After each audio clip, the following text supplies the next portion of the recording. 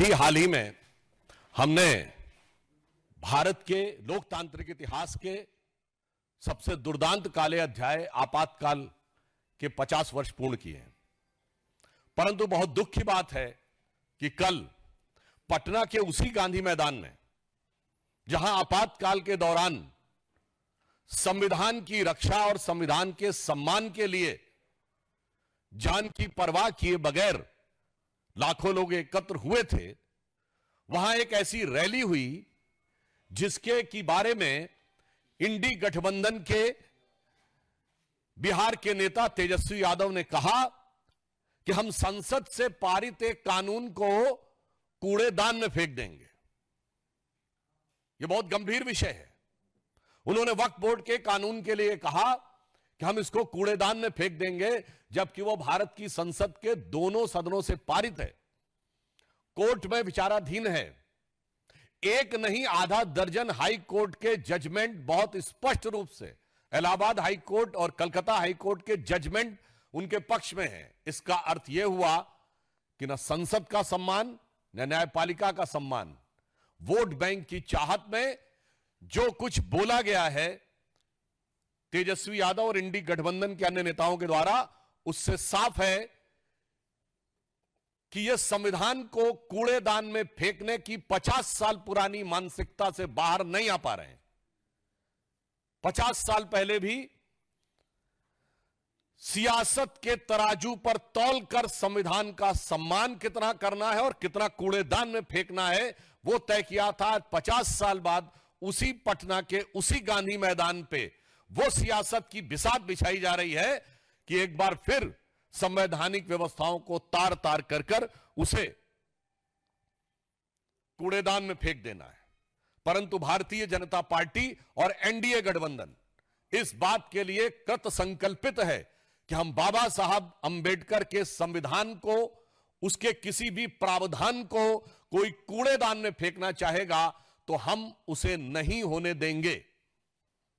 और मैं यह भी स्पष्ट करना चाहता हूं, जो बात पहले भी कही जा चुकी है, वक्फ बोर्ड के जिन प्रावधानों के विरुद्ध इंडी गठबंधन के नेता बार बार बोल रहे हैं, क्या वो प्रावधान सऊदी अरब में लागू है जो इस्लाम की जन्मस्थली है? नहीं।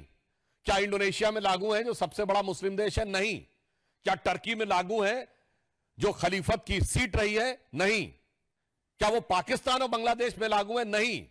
जो आईएसआईएस की भूमि है, सीरिया और इराक के हिस्से, वहां पे लागू है? नहीं।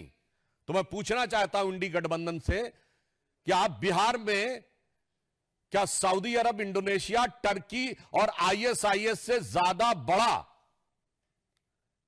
शरिया का कानून लागू करने की सोच रहे हैं? हमें इस बात का सीधा और साफ जवाब चाहिए। जहां तक धार्मिक पक्ष की बात है, तो समाजवाद का चोला ओढ़े हुए ये जो राजद समाजवादी पार्टी यानी सपा जैसे दल हैं, मैं पूछना चाहता हूं, समाजवाद तो कहता है ना कि इक्वल डिस्ट्रीब्यूशन ऑफ वेल्थ होना चाहिए, गरीब को अधिक से अधिक हिस्सा मिलना चाहिए। और आप क्या कह रहे हैं कि यह 39 लाख एकड़ जमीन पे चंद सरमाएदारों का कब्जा होना चाहिए, चंद मुल्ला मौलवियों का कब्जा होना चाहिए। यह एक सोची समझी व्यवस्थित मानसिकता है जो समाजवाद के विचार के बिल्कुल विरुद्ध है। और इसके अतिरिक्त सिर्फ इतना ही नहीं है, इनका विचार संविधान को किस सीमा तक तार तार करने का है। ये लोग गरीब और मजलूम मुस्लिम के हक के साथ नहीं खड़े हैं जिसके साथ समाजवाद को खड़ा होना चाहिए। ये चंद मुट्ठी भर सरमाएदारों के हक के साथ खड़े हैं जो कि मजहब का नाम लेकर उनका शोषण करना चाहते हैं। इसलिए राजद और सपा का समाजवाद कतई समाजवाद नहीं कहा जा सकता, जिसे आजकल सोशल मीडिया में इस प्रकार का एक वर्ड यूज होता है कि नमाजवाद कहा जाए तो अतिशयोक्ति ना होगी। जहां तक इस्लाम धर्म के, इस्लामी अकीदे के मुकद्दस रवायतों का सवाल है तो बहुत साफ कहना चाहता हूं, कुरान में वक्फ नाम का कोई वर्ड नहीं है। यह मुल्ला मौलवियों का अपना क्रिएशन है।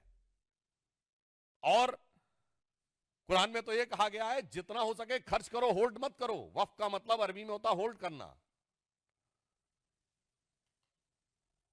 इस्लामी अकीदे में तो कहा गया अनफिकूफी सबीउल्लाह, यानी जो है खर्च करो।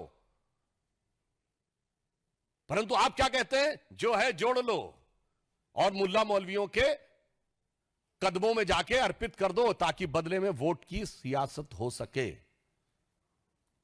मैं यह पुनः कहना चाहता हूं, जो बात मैं पहले भी कह चुका हूं, यह बाबा साहब के संविधान का मजाक उड़ाकर उसे मौलवी स्क्रिप्ट में बदलना चाहते हैं। यह मैं पूछना चाहता हूं, यह समाजवाद का चोला उड़े हुए इन लोगों से कि क्या राम मनोहर लोहिया जी का समाजवाद यही था? क्या जेपी का समाजवाद यह था? या कर्पूरी ठाकुर का समाजवाद यह था? भारत रत्न कर्पूरी ठाकुर जी से लेके जयप्रकाश नारायण और लोहिया जी का समाजवाद के साथ आज हम खड़े हैं।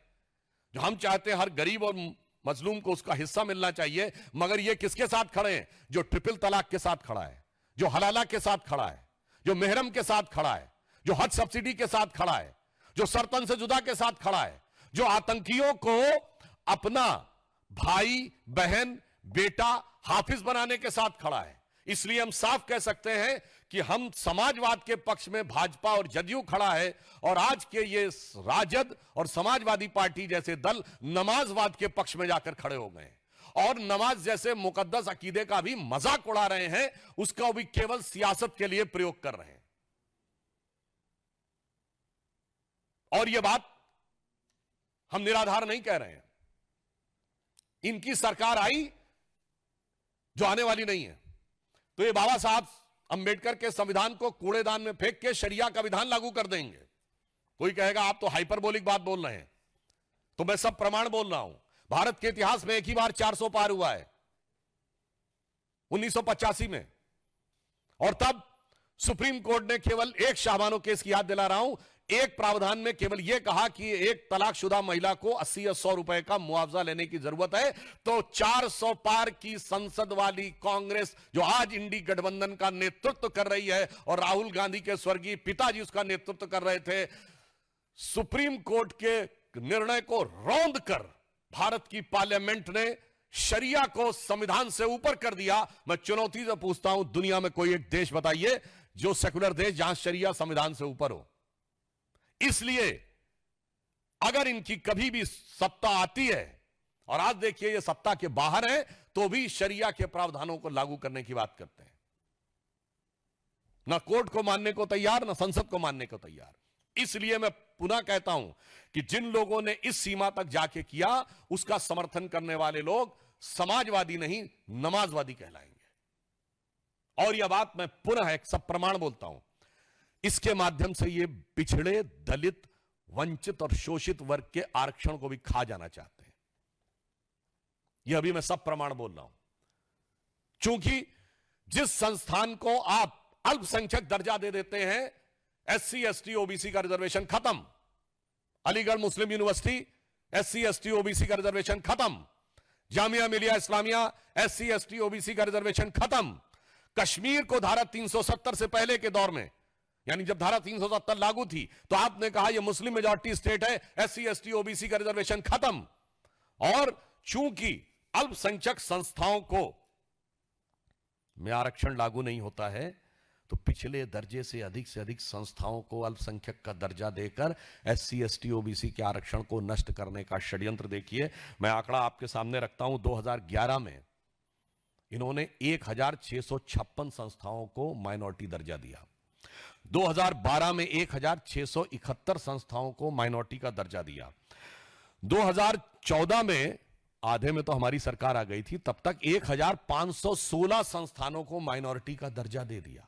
अरे माइनॉरिटी का दर्जा देना है तो जांच परख करके दीजिए ना, जैसे हमने दिया। हमारी सरकार आने के बाद 2020 में 12 संस्थाओं को, 2021 में 14 संस्थाओं को, 2022 में 86 संस्थाओं को दिया गया। ये पिछले दरवाजे से पिछड़ों का आरक्षण को पे सेंध लगाने का काम यही नमाजवादी लोग कर रहे हैं। तेलंगाना में कांग्रेस की सरकार है, उसने पिछड़ों के आरक्षण में अल्पसंख्यक मुस्लिम समाज को की एंट्री करवा दी है। कर्नाटक में अब उन्होंने मुस्लिम समाज को पिछड़ों में शामिल कर दिया है। बंगाल में तो स्थिति और भी विचित्र है। 179 जातियां ओबीसी में की गई, 118 उसमें से मुस्लिम है। ओबीसी कमीशन ने पूछा कि इतनी भारी संख्या में मुस्लिम कैसे आ गए इसमें, तो जानते हैं क्या जवाब दिया गया? कि ये कन्वर्ट होने से पहले जब हिंदू थे तो ये ओबीसी थे, इसलिए इनको ओबीसी मान लिया जाए। तो ओबीसी ने कमीशन ने पूछा कि फिर इतने कन्वर्ट कैसे हो गए, तो जवाब नहीं। और तो और आपको आश्चर्य होगा कि वो कह रहे हैं कन्वर्ट होने से पहले वो लोग हिंदू थे, तो हिंदू समाज की जातियों से ज्यादा मुस्लिम समाज में जातियां हैं, बंगाल की सरकार के मुताबिक, जो ओबीसी कमीशन को उन्होंने रिपोर्ट दी है। इसलिए मैं कह रहा हूं, ये समाजवाद नहीं, ये मुल्ला मौलवी का नमाजवाद है। ये इस्लामी अकीदे का नमाजवाद भी नहीं है, ये मुल्ला मौलवी का नमाजवाद है। इसलिए ये पिछड़े, दलित और ओबीसी के आरक्षण को जिस ढंग से नष्ट करने का प्रयास कर रहे हैं, जिस ढंग से उस पे पिछले दरवाजे से सेंध मारने का काम कर रहे हैं, श्री नरेंद्र मोदी जी के नेतृत्व में भारतीय जनता पार्टी और एनडीए की सरकार इसे कदापि नहीं होने देगी। वक्फ बोर्ड के बारे में मैं पूछना चाहता हूं, अगर आपके दिल में इतना दर्द है तेजस्वी यादव जी, आप जवाब दीजिए कि पटना में वक्फ को लेकर लालू प्रसाद यादव जी का संसद में 2010 का दिया गया बयान है कि बहुत गड़बड़ हो गया है, सब जमीन कब्जा कर ली गई है।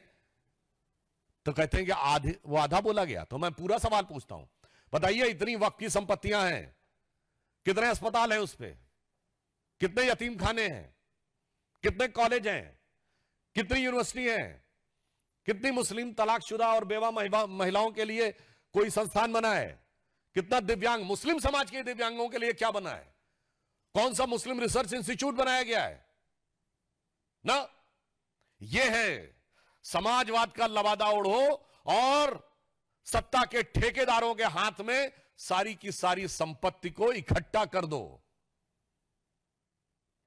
इसलिए आज वेदना के साथ, उदाहरण के लिए गोविंदपुर ग्राम में, बिहार में, जहां 95% हिंदू रहते हैं, वक्फ बोर्ड का दावा है। और यहां सिर्फ हिंदू मुसलमान की बात नहीं है। मुनम्बम में, केरल में, क्रिश्चियन समाज के 400 घरों के ऊपर वक्फ बोर्ड का दावा। यमुनानगर में गुरुद्वारे के ऊपर दावा। इनको माइनॉरिटी से भी मतलब नहीं है। इन समाजवादियों को पहले तौलना है सियासत के तराजू पे कि कौन सी माइनॉरिटी, कांग्रेस को तौलना है सियासत के तराजू पे कि कौन सी माइनॉरिटी का वोट बैंक हल्का नजर आ रहा है और किसका भारी नजर आ रहा है। तब मुल्ला मौलवियों के आगे नतमस्तक होके समाजवाद को मुल्ला मौलवियों के आगे नतमस्तक होने वाले नमाजवाद में कन्वर्ट कर देना है। तो जो कुछ इंडी गठबंधन कर रहा है, हम उनके इन सपनों को कतई साकार नहीं होने देंगे। देश की जमीन देश की जनता की रहेगी,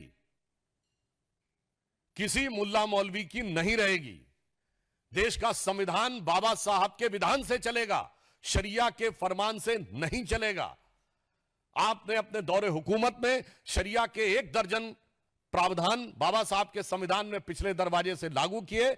आप इस संविधान को शरिया स्क्रिप्ट बनाना चाहते हैं, हम नहीं होने देंगे। और अंत में मैं कहना चाहूंगा, अपराधीकरण की प्रतीक राजद, भ्रष्टाचार की प्रतीक कांग्रेस, दोनों मिलकर, और दोनों के युवा नेता, एक अधेड़ उम्र का युवा नेता, एक देखिए कितना शिक्षित युवा नेता जिसको क्या कुछ पता है, और ये कह रहे हैं कि भगवान बुद्ध की धरती, नालंदा की धरती का कायाकल्प ये करेंगे। पहले तो मैं इनसे कहना चाहूंगा, वक्त पे कुछ जानकारी लेनी है तो आरिफ मोहम्मद खान साहब राज्यपाल हैं, जाके थोड़ा पढ़िए, समझिए, तो आपको समझ में आएगा कि इस्लामी अकीदे में, इस्लामी इल्म में वक्फ का क्या महत्व है। मगर क्या बताएं, पढ़ने के लिए भी, सुनने के लिए भी, समझने के लिए बुद्धि होनी चाहिए।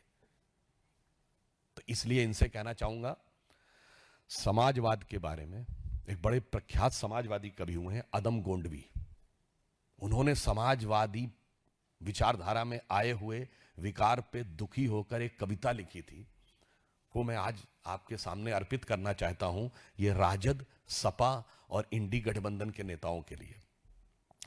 और राम राज्य की अवधारणा जो गांधी जी ने दी थी, उसका क्या हाल किया कांग्रेस के नेताओं के लिए। तो अदम गोंडवी जी, ये उनका वाक्य है, मेरा नहीं, ये समाजवादी कवि थे, उन्होंने लिखा था, काजू भुना है प्लेट में विस्की गिलास में, उतरा है राम राज्यों विधायक निवास में। काजू भुना है प्लेट में विस्की गिलास में, उतरा है राम राज्यों विधायक निवास में। और आगे उनके शब्द हैं, पक्के समाजवादी हैं तस्कर हो या डकैत। ये मेरे शब्द नहीं है, ये अदम गोंडवी जी के शब्द हैं। पक्के समाजवादी हैं तस्कर हो या डकैत, कितना असर है खादी के उजले लिबास में।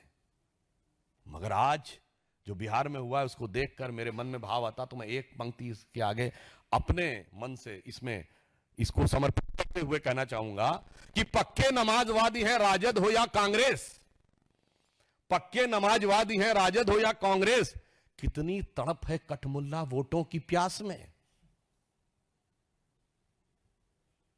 तो इसलिए मैं बहुत पीड़ा के साथ और मैं बिहार की प्रबुद्ध जनता का आह्वान करता हूं कि उसके सामने दो रास्ते हैं, राष्ट्रवाद और समाजवाद। अवास्तविक समाजवाद के रास्ते पर चलती हुई भाजपा और जदयू, और कठमुल्लापन वाले नमाजवाद के रास्ते पर चलती हुई इंडी गठबंधन, जो सरकार में आने पर पिछले दरवाजे से शरिया लागू करने के लिए कोशिश करेगी, और एक तरफ हमारी सरकार जो बाबा साहब के संविधान की रक्षा करने के लिए कृत संकल्पित रहेगी। धन्यवाद। अब हम सवाल लेंगे, एक Mohit, thanks. No In the same rally, AIMM president was also there. He stated that Muslims are being attacked all across the country, that mosques are being attacked, and he also wanted to say, but now our land is being attacked. He also said, मछली पानी के बगैर जिंदा रह सकती है, मुसलमान शरीयत के बिना जिंदा नहीं रह सकता. Same thing he has also said from the same stage, sir. जो आपने कहा, whatever you have said, you have quantified and qualified my statement. None of the India Alliance leader has audacity or rather than dare to respond to this sentence कि मुस्लिम शरिया के बगैर नहीं रह सकता, rather than they endorse the statement. And in this context, I would like to remind one instance which has came to my mind. In May 2013, when Congress-led UDF was in Kerala, the Mallapuram District Council has passed a resolution that since this district has become a Muslim majority district, so the marriage age of girls should be lowered down to 16 for every community, not for Muslims, because Muslims they are already having till 9 years of age. And you know, the Congress government of Kerala has approved it. Then after too much of voice has been raised against it, then in June 2013, they pulled it back. So, I would like to say that whatever is being said is a true face of India Alliance, which is being covered by the mask of Samvidhan Bachao. The real face is Sharia law. दूसरा सवाल नीरज जी। मेरा सवाल है, अखिलेश यादव ने कहा है कि वीरेंद्र शास्त्री पर उन्होंने कटाक्ष किया है और कहा है कि ये ऐसे कथावाचक हैं कि बड़ी बड़ी फीसें लेते हैं, अंडर टेबल 50-50 लाख रुपए लेते हैं, मतलब एक तरह से उनका हमला किया है। आज के विषय के साथ इसका बड़ा सुंदर संबंध बनता है।